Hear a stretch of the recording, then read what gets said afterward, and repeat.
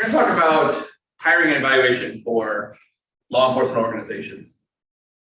Kind of a logistic conversation, not too much emotion, kind of a thinking conversation. And I want to get some feedback from you initially on, before we talk about hiring processes and who we want to hire, let's talk about the kind of person that we think should be in law enforcement. We have a pool. We can hire, in theory, you can hire anybody you want. So either attributes, skills, demographic, abilities. What are our thoughts on what type of person is a good candidate to be a police officer? What was that again? Yes, we want somebody honest, somebody trustworthy, somebody 9 times out of 10 knowing our community, because we don't want to have somebody there that we don't know really. I think I heard what you said the last time, but say that again. Somebody that's known. Known in the community. Okay. I took the contest. I thought I figured what you said in there. Yeah. So honest, trustworthy, and somebody. Could we say somebody from the community even? Right. Why is it important to have somebody from the community? Because if you're not from the community, you can't really picture what problems could happen there. Like, What do we think about policing from the outside? What are your thoughts on that? Because that is a common theme when it comes to recruiting. It doesn't always happen, but it's a common thought. I guess we're supposed. Well, when they recruit from the outside, in my opinion, that just makes it harder for the police officer to interact with people since they need to make a connection with the people. Whereas if it's from the inside or from the community, there's already a connection. I can see that, yeah. and if, let's say your community makes more than my community, then the problems in your community would probably be a little bit different than the problems in my community. Do you think that applies? She said if your community is more or less affluent, is what I'm picking up, than the community police, then your problems are going to be different. But how does that apply to the literal pay of a police officer? So if a police officer polices a community that's less affluent, should they make less money, do you think? I mean, would that apply? I don't really feel like that would apply. I mean, there are some places that don't have as much crime going on in the area, and I mean, you can't really pinpoint that on being it's not actually crime going on or people are actually reporting it. So, I mean, it's usually better that you're in the community because you know, what the statistics are, people telling each other what the statistics are, people not telling you, and sometimes it's easier for us to fall within the line. So there are jurisdictions that require their officers to live within the bounds of that municipality, for instance. I don't know if it's currently like that, but at one point, the New York Police Department required their officers to live somewhere in New York. Now, it doesn't mean that if you work in Manhattan, you have to live in Manhattan. It just have to live somewhere in the city. And I think that goes a long way to at least helping to, I guess, foster the community policing model. If you are a part of the community that you police, then you can, like Ms. Edgerton said, you can more easily understand the problems of that community. There's something to be said for that. So like Manhattan would be different than because I've been in New York, for example. And so, I mean, your police officer, you probably want to be like a little more vigilant in that area, considering there's like more shops on the streets and things like that. Whereas I know that Manhattan's a little bit nicer. Yes, I use that as an example because it'd be very difficult for a police officer to, on their salary, live in Manhattan. But they were, at least were required to live within city limits. However, for me, when I worked in the Los Angeles Police Department, there was no requirement for us to live within the city limits of Los Angeles. And I didn't. At one point I did, but when in the beginning and the end, I didn't. I lived in the suburbs. I lived in different towns outside of Los Angeles. So what else? What are some other, I guess, factors to keep in mind when we want to hire an ideal candidate? How do we build this ideal pool?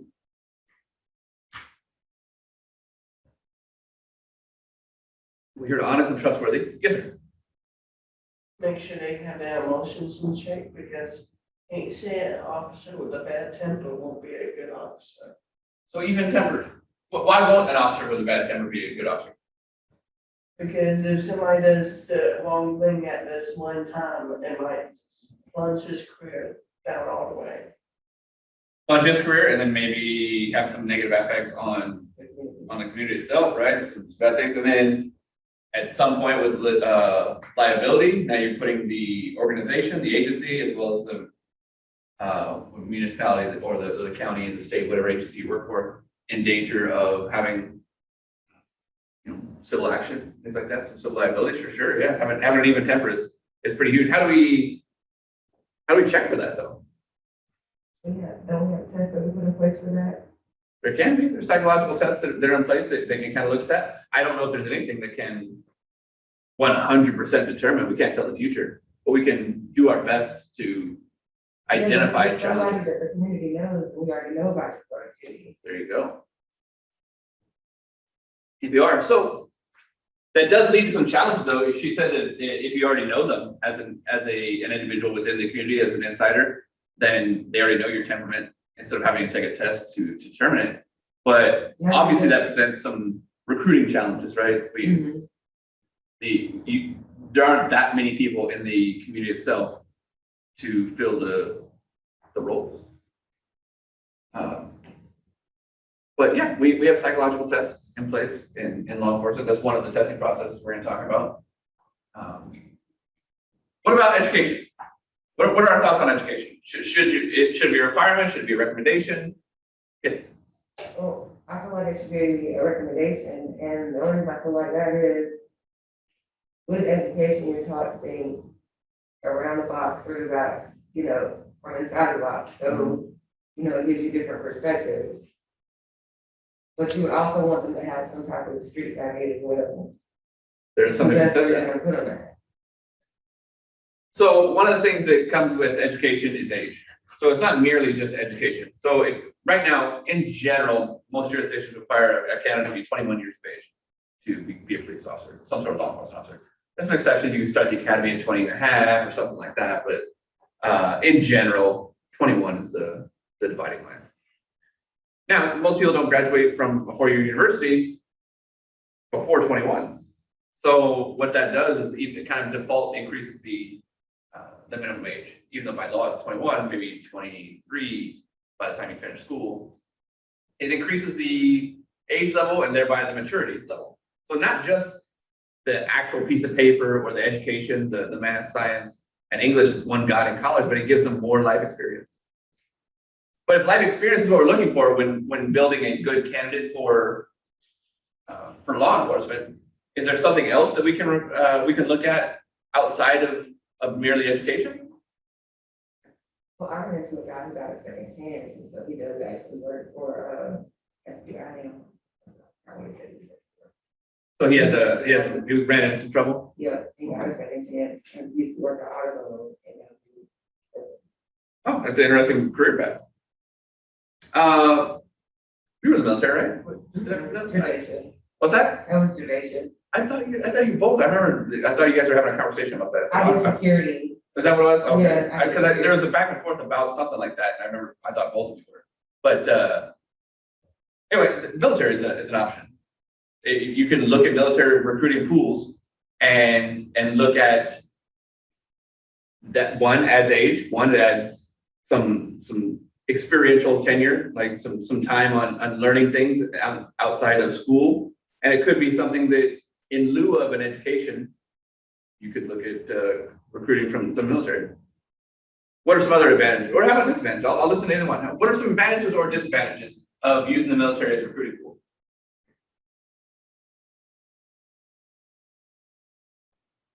Is everybody that's in the military an ideal candidate for it to be a law enforcement officer? No. Okay, so that's our baseline. We know they're not all ideal.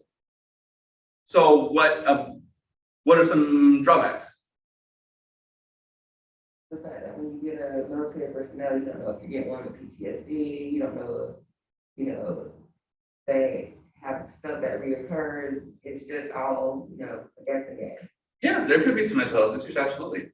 I was not necessarily recruited from the military when I was in the military, but one of the reasons I joined the LAPD is because I was stationed at Edwards Air Force Base, which is outside of Los Angeles, and many of our reserve officers or reserve military members, I should say, reserve officers or what, in law enforcement, when they do it part-time for free, you have reserve officers, so I misspoke.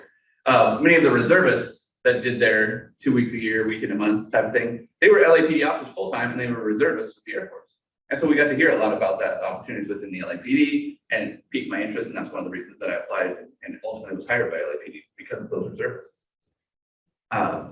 So that I am a product of that military recruiting pool. I actually, I've shared with you. So I started college before the military. After my sophomore year, I joined the military and then I went back to school after that. So at that point, I didn't have a 4-year degree in that. And if my agency had required college, I wouldn't have been eligible. But I was eligible because because they didn't. At this point, one of the things that we implemented in LAPD, even though there's no requirement to have a degree to come on the job, the promotional process has been changed so that in order to promote to detective or sergeant, you have to have a certain number of college hours. If you want to be a lieutenant, you need more. If you want to be a captain, you need a full 4-year degree, things like that. So they've ensured that the leadership within the organization has education, not necessarily just merely to come on. So it's a pseudo implementation of that policy.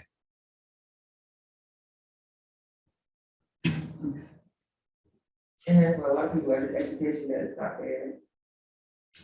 Yeah, I stayed in school. Well, that's for a lot of guys, like education is expected to continue.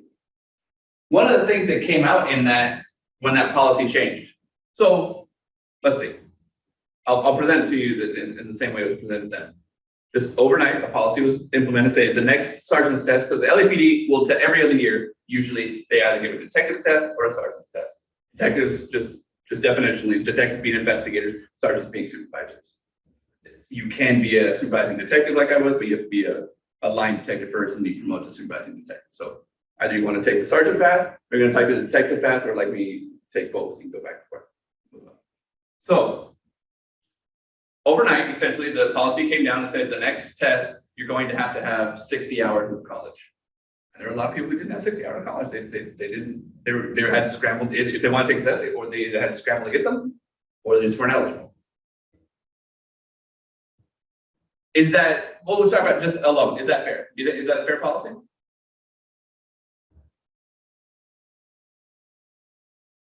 Is there anything unfair about it? That's saying that to implement a cutoff? What do you think? John? Yeah, it seems unfair that they just dropped it on them. Okay. They didn't really, if they needed 60 hours and they had to find a way to get it. That seems unfair.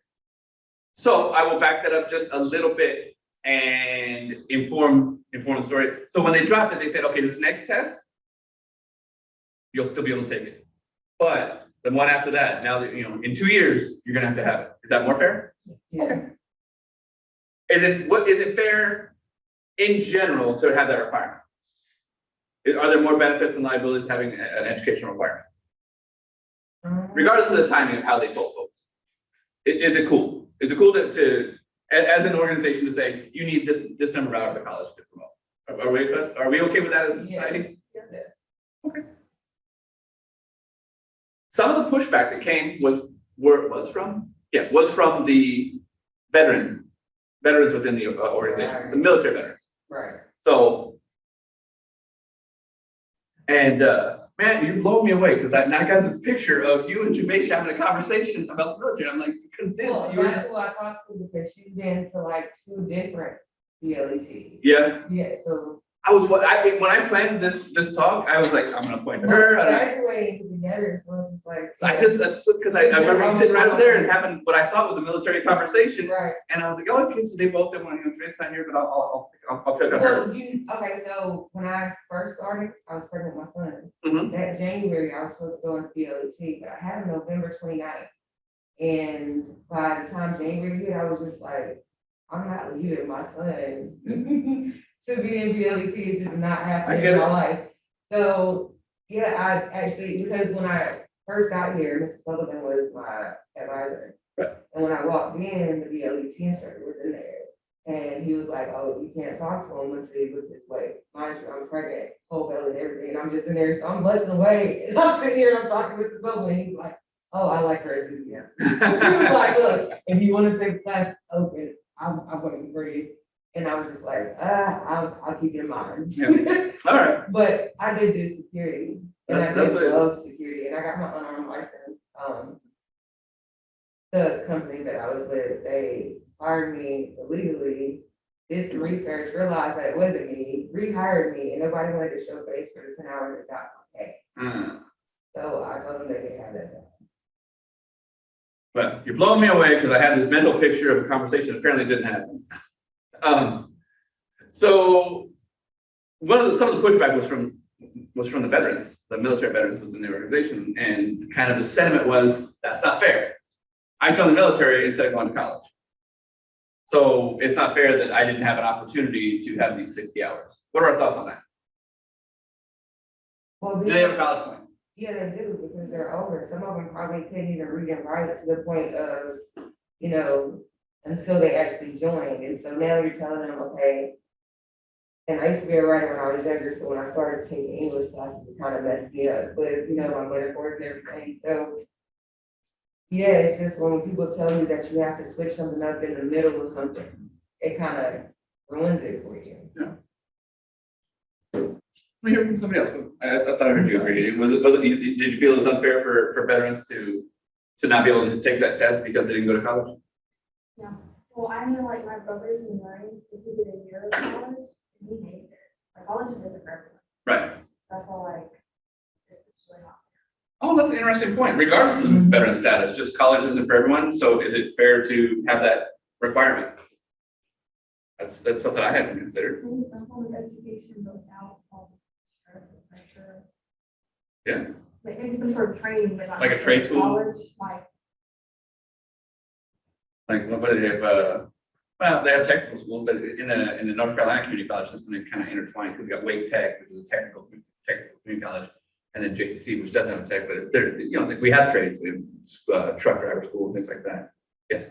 And I would say that, I mean, I wouldn't have an issue with that, but being that you have these people in the police force, you would want them to be able to take direction and to be able to, you know, recall minutes and be able to clearly, you know, state what happened in a situation, because all that stuff goes into the paperwork.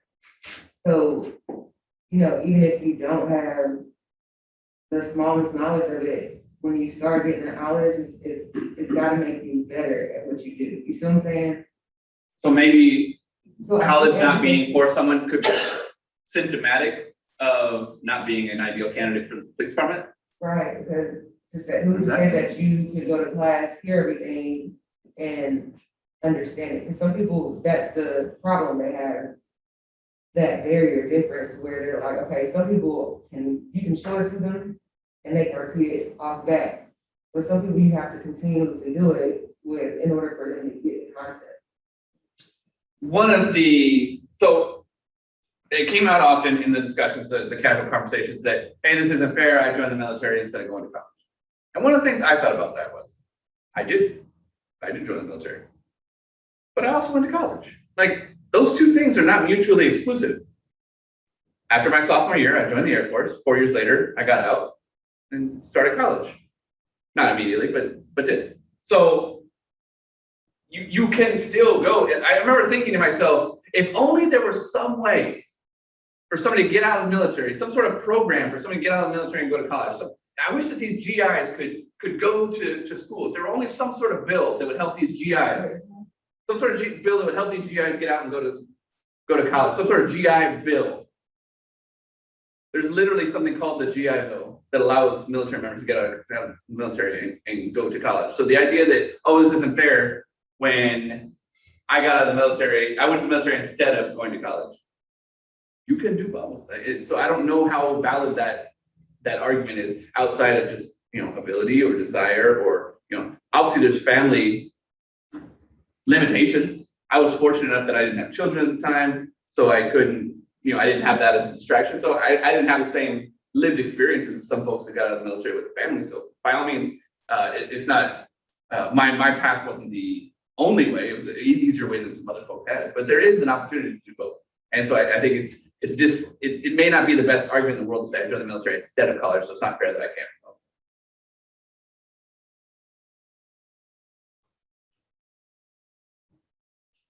So we talk about testing.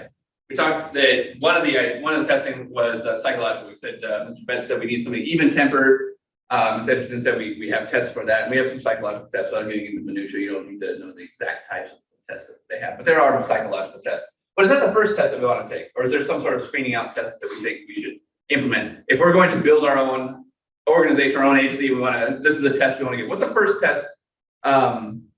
Christian, what's the first test you want to give to a candidate to see if you got 1,000 people coming for your 5 openings?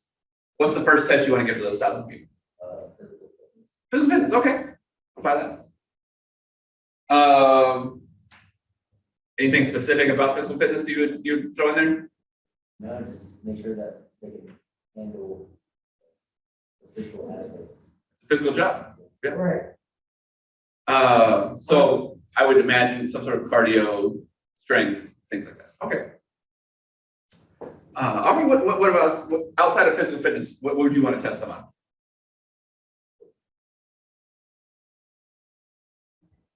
Well, I guess.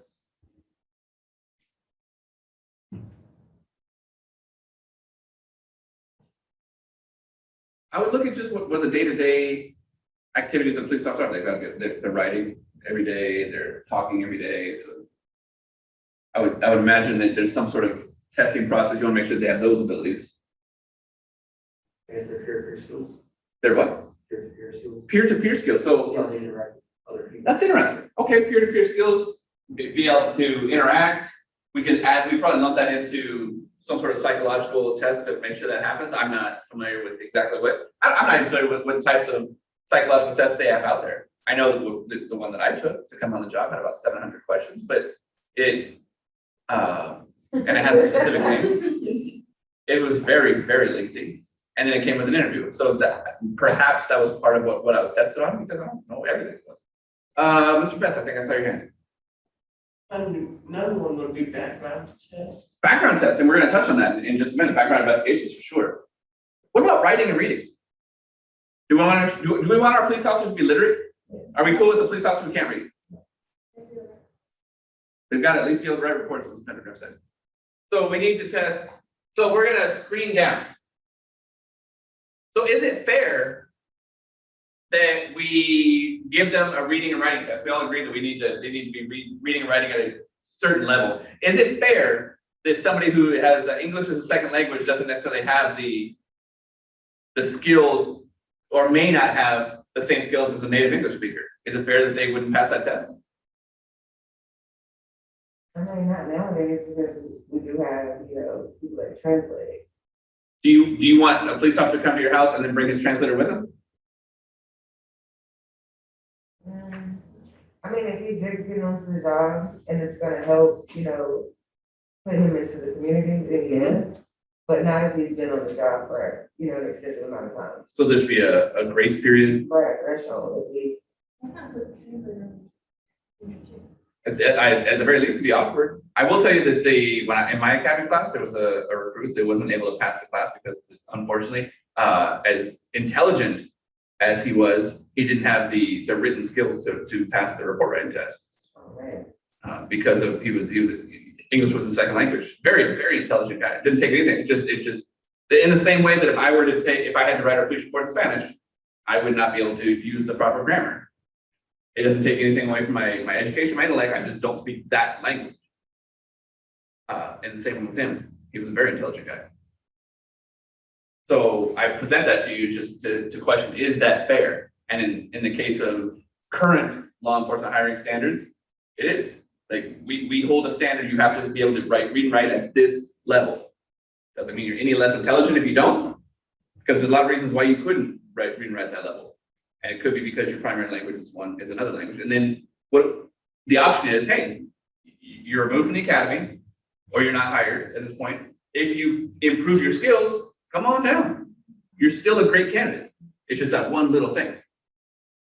That being said, we talk about physical fitness, and I'll be right there. We talk about physical fitness. What about somebody in a wheelchair, in a great shape in a wheelchair? Is that cool? Yeah, I guess they can still handle everything else. They handle everything else, like jumping over fences, chasing bad guys, Or- driving, jumping out of the car, doing traffic stops, fighting. Yes, really? Yes, maybe it's really strong with body. Could be. No. Are we okay with that? What I about, mean, if we're gonna put them at a desk, maybe. we're hiring police officers, not desk officers. You do, like, imagine you're pulling someone over, they hop out of their car and start running, you gotta run after them. It's happening to Oh, me. that would be so hilarious for him to jump. What about, out of the chair. That's like setting them up for failure. What about somebody at leg braces? Well, I mean, no, obviously, I mean, that would. Well, don't we have protections, the American Disabilities Act, that says you can't discriminate against folks that have disabilities?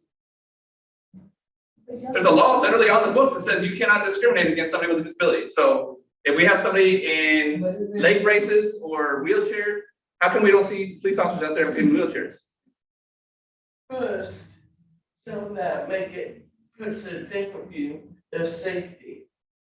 Since they can't get around us that good, they could go up and into an ambush. So since they're not on the on the suspect.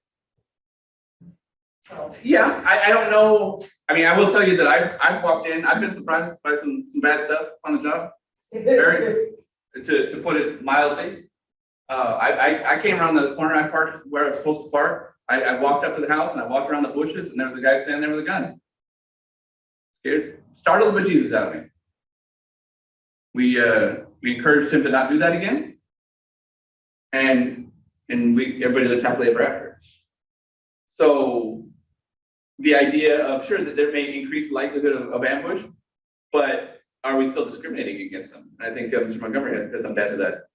It's not really discrimination, it's not qualified for it. Tell me more about that. If they can't pass the qualification, it's not that we're not hiring just because of it, it's because they physically can't do all the work. They physically can't do all the work. So if we are hiring, I don't know about agencies here, but in my agency, we didn't have you didn't get hired as a desk officer. You could be an officer and then for the day you could put on the desk, things like that. But we don't hire people to work behind desks. But if we did, we were to create a position saying we need to hire a receptionist, a police receptionist, where people come in and they can make reports. And your job is to sit behind a desk and take these reports and answer phone calls. What hypothetically? And then somebody came in a wheelchair and said, I want that job. And he said, we don't hire people with wheelchairs. Can they do all the things that we just described or I just described for that desk job, that receptionist job? Yeah. Mhm.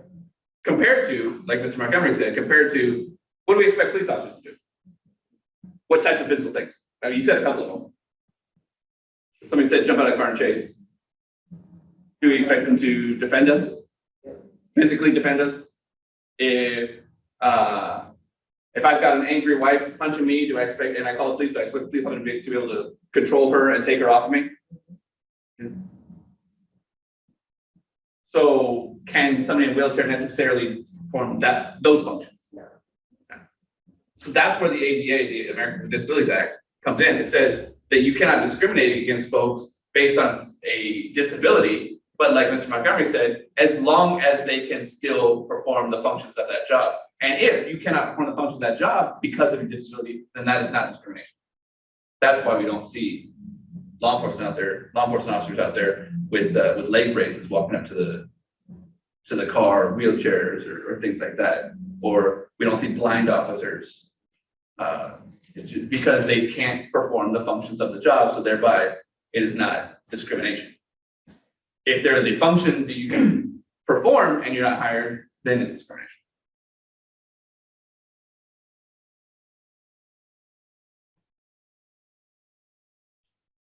So we talked about the psychological testing a little bit, and I didn't want to get too much into the weeds. But the other way we can talk about the even temperedness is how do we get to know these officers? So we've got a recruiting pool. We've got a whole bunch of people that we recruited out of the military, the college, and just community. They put their paperwork in. They took this written test. They maybe took a physical agility test. We want to make sure they're in shape. We want to make sure that the physical agility, and then I would factor in with that physical agility test, maybe some sort of medical test to make sure there's not a hidden disability or something like that. There's not a hidden injury that they're not disclosing. That might be, although they're two distinct tests, I would kind of lump those together. But we still don't really know them. The doctor has seen them. The people that had them run around track have seen them. And what else? We we recruited them and they took a written test in a quiet room. What do we need to do to get to know them? And I'm not talking about their background. I'm talking about them. How do we get to know them? Nobody's really talked to them yet. How do we get a job in general? Is there a strength and weaknesses or something along that? Like a line? personality strength and weakness? What do you mean? I guess. There could be. We can create for our imaginary organization, you can create any type of psychological test. But at some point, somebody's just got to sit down and talk to this person, right? But we still have, you're not going to get to know them running around a track or doing sit-ups or going to the doctor's office, things like that. At some point, just like any other job, you've got to sit this person down and get to know them. Ask them questions, do a job interview. And that's the next step we're going to talk about, the actual interview. Ask them about their strengths and weaknesses. Ask them about their greatest accomplishments, ask them about what they've done to prepare for this job. Find out their motivation level. Find out about college. Find out their social. Find out if they can handle stress. Is that a stressful situation to be in a job interview? Yeah. Heck yeah. That's when you come on here, boy, they sit you in rooms, like, the people, you're on this side of the table, they're on this side, and they're just like staring at you. It's crazy, because I did it for the work setting. Oh, okay. Well, I'll share with you. So I think each of you has at least one, at least at this class, I mean, most of you have many classes with me or multiple classes and multiple semesters. When I talk to you like today, I'll put this out. Do I seem nervous talking to you right now? No. I don't feel nervous. I feel very, very comfortable in this class. I feel very comfortable with the material. And I feel like we're having, like, this conversation is cool as the other side of the pillow. So I will share with you that I've got a very, very, very significant meeting tomorrow afternoon. It's so significant that I practiced that meeting 2 days ago. I practiced what I wanted to say in that meeting. Recorded it even. And that recording, I'm not proud of. I was stuttering, tripping over my words, and it wasn't great. It wasn't like this. And this is what I'm used to. And it's such a significant meeting, such an important meeting for my life that I was nervous. That caused stress to me, and it changed the way that I communicate. Is this the meeting we're waiting on? I'm sorry? Is this the meeting we're waiting on? Yes. Yeah. We're too excited about it, just for him. It's tomorrow month. Yeah, tomorrow afternoon.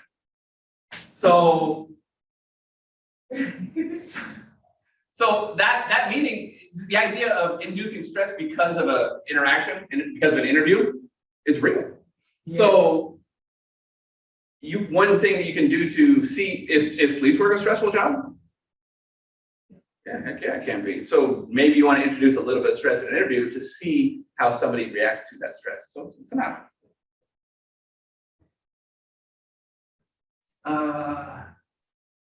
We'll talk about background now. Mr. Betts, you brought a background, didn't you? Tell me a little bit about that. Well, I guess the biggest thing that would help, but if somebody has a background, like, let's say if they had a criminal record. You want to know if they had a criminal record? Somebody in their family had it to where it affected them, because then the person won't be mentally sound. So you would also want to know if they had their family had criminal records. Yeah, because like, let's say somebody had the parents to enjoy that drug addicts or something like that. Is that going to be a challenge for an officer to come from a family of addiction? Yeah, Nice. because It could be a challenge, but I don't know if it's going to preclude them from coming on the job. There are some rules wherein you're not allowed to associate with felons as a police officer. That could, some jurisdictions can policy-wise can prevent that. However, when it comes to family, it's a little different. The idea, but yeah, I agree. Criminal record is one of the primary first stops when it comes to the background check. You want to know, is this person a felon? For one, what are we okay with somebody with a felony conviction being a police officer? Can that happen? No? Why not? What? We don't want no criminal working as. I mean, that's just on the baseline. We're just not okay. As a society, we're just not okay with that. Broke the law, we don't want someone who broke the law. specifically, I mentioned felons because felons also cannot, by law, possess firearms. It's against law once you have a felony conviction to possess a firearm. We've decided in the United States that our police officers are going to possess firearms. So you are automatically disqualified from becoming a police officer if you can't possess a firearm. Or also, once you are a police officer, if you commit a felony, then you can't possess firearms, so you can't be a police officer. But there are other crimes too that preclude that, things like misdemeanor domestic violence. You can still be a police officer with a misdemeanor conviction. However, if that conviction is of domestic violence nature, you cannot because you can no longer possess a firearm. Yes. So what about their mental health background? There we go.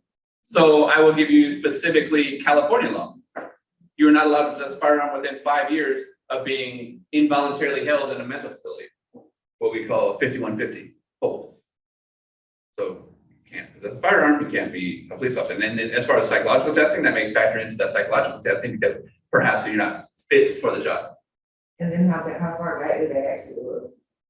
That depends on agency, how much money they have and what their resources. I will tell you that it's a couple different scenarios for background testing. Excuse me, for background investigations. But Los Angeles Police Department, they have a section called backgrounds. There's a staff with background investigators, and they're assigned to conduct your investigation. It's almost like a detective. They get a case and they work that case. And you're a stranger to them, and they run your criminal record, they look at your references, they call the folks, they visit your neighbors, they do whatever it is that the background investigator does. That's one way. However, when I was in the hiring process with the LAPD, I was also in the hiring process with the Kansas State Troopers, because that's where I went to school. In the Kansas State Troopers, I didn't just go to school there, I lived there. So my family moved to Kansas before I went to college, and after living there for a while, and then joining the military, and then getting in the hiring process with the state troopers there in Kansas, I got a phone call from a trooper, not a background investigator. Like a trooper, they assign the background to whatever trooper covers the area where you live. So he called me up and said, "Your name sounds familiar. Who's your dad?" I told him who my dad was. "Oh, okay. I know Tom. Okay. Yeah. He's the preacher. He's got the church over on Delaware. Okay. All right. I know your dad." And that was the beginning of my background. What do you think of that? Talk about from the community. I mean, because your dad has been in the community, it gave you, a leg up, definitely. But the trooper's probably going to know most dads in that small town because it's not like I wasn't living in Topeka or Kansas City, Kansas. It was a small town, and so if you assign the background investigations to the law enforcement officer that covers that area, they would hope, in theory, they would know everybody's dead. So everybody who comes and wants to be a trooper, who's your dad? Who's your mom? Okay, I know who you are. How's that for a background? Instead of just having a stranger do it with LAPD. That's terrible. And the only reason I said that is my mom was a drug addict and my dad's a mechanic. So. Oh, so a different spin on it. Yeah. That's interesting. When I left home at 15, because me and my dad were really into it. So and my mom had been around. I do have a different, a crazy background. But then they would hopefully know you coming from that background as something a little Right. different and kind of rising above. Right. But the opportunity is there. Just know my parents. Right. It's a Because start. being that I got away from both of that, well, at 15, it was just like, they stopped having like that much of an impact. And I think that would play a factor as well. What about, so we talk about criminal activity.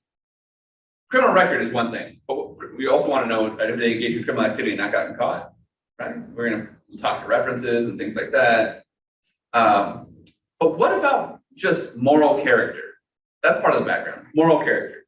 You're going to talk to people, is this, you use the words trustworthy and honest. You can ask these references, is this an honest person? Is this person trustworthy? But what about the behaviors they engage in that may or may not, that pseudo criminal behavior? For instance, I will give you this scenario.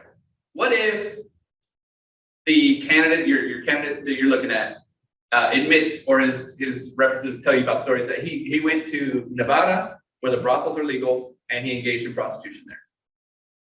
Mm-mm. Where it's not legal here in North Carolina, but it is legal in some counties of Nevada, not Las Vegas. Are we okay with that candidate? There's no law being broken. It's 100% legal to go there and engage in prostitution. So why don't you work over there? Work there? Yeah, 'cause, I mean, you wouldn't want somebody in your jurisdiction to do something, you know, against the jurisdictional rules, because then you would get stuck in that pattern. What if they lived there? What if they did live there and now they want to be a police officer here? They're just putting African, they want to be a North Carolina state trooper. They live in Nevada, they visit the brothel a couple times a month, it's legal. They're not broke, they got extra money, and that's how they decide to spend their money. Are they okay with that? Are we okay with that? No, why? Well, I was in general, so it's just like, come on. And then in a lot of areas, it is illegal. There's kind of a loophole in this money. Right. What about gambling?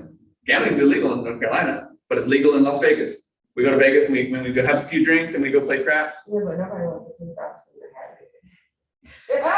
Yeah. I hate to say it like that, but nobody really wants a police officer to So have it. anybody who's ever played craps should never be a police officer? I mean, Anybody who's ever played blackjack?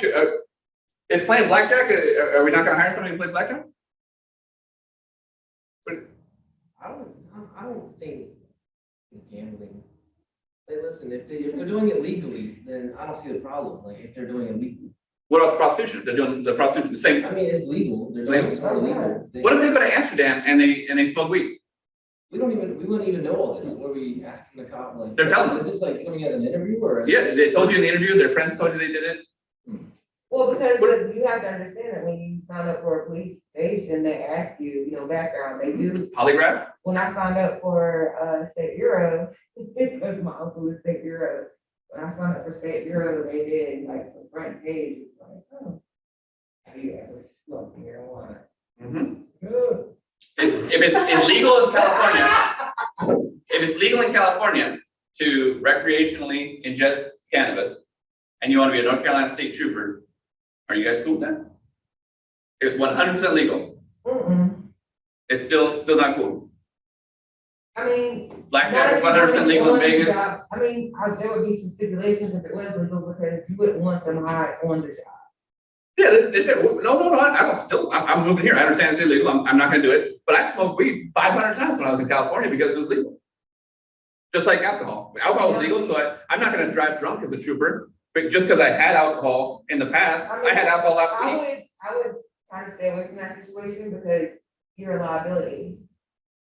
You're not an asset at that point, because now I have to wonder, okay, well, you know, he stopped back over here, is he actually handling a crime, or is he picking up this beer or this liquor or whatever? So now we can't hire somebody who drinks alcohol? I mean, I said altogether that I wouldn't hire anybody that was doing something illegal in my state, even if they were doing it in a different state, because like I said, you would have to understand my jurisdiction. And I don't feel like with it being legal where you're at and it being illegal here, that you would hold, you know, our values over here, because you're so used to doing what you do at home. Yeah. Because in Texas, the maximum speed law is 75, but here it's only 65. So if I've ever admitted to driving 75, do I not hold your values? I think I'm giving that chance too. Here, hey, it's sugar, I'll start the year. Yeah. You're giving that chance. So what are we gonna do? We're gonna hire you and test you every week? Mr. Betts? Because that would be. Well, for like when you said gambling stuff, Uh-huh. for that, it's just to a extent. Like, let's say, as long as they're not addicted to gambling, Mm-hmm. they could do it, because since they won't put gambling above everything else. Versus, Can somebody still be a police officer who once a year goes and visits Vegas and decides to blow off some steam and drink and play some blackjack? I would say as long as they're not, you know, actively getting in trouble while they're out doing it. Is that the definition of addiction? Like it negatively affects those decisions negatively affect your life and you still engage in them? That's pretty much a standard definition of addiction. I know you're really trick your friends with different constitution. So what about this? What if you have a female candidate and she says, my last job was working at this brothel in a county where it's legal in Nevada, and now I want to be I want to Smithfield police officer. I don't know. I mean, I feel. She had a permit, she paid her taxes. I mean, I would be split on that. I mean, and that's only because I haven't worked at a brothel, but I've danced. So are we, let me see. How about this? How about a show of hands? I'll ask this. If you are hiring, if you're on the hiring board, you're the final adjudicator, with city manager, police chief, sheriff, whoever makes that final hiring decision, and you have a candidate who meets all the recommend or all the qualifications, female candidate meets all the qualifications, and in her background, she says, yes, I am currently, or my most recent job was, I just resigned because I want to come out here and be a police officer for you. But last month I resigned from being a prostitute at a legal brothel in Nevada. How many people are going to hire her? Not one. No. It would also tell who she's running against.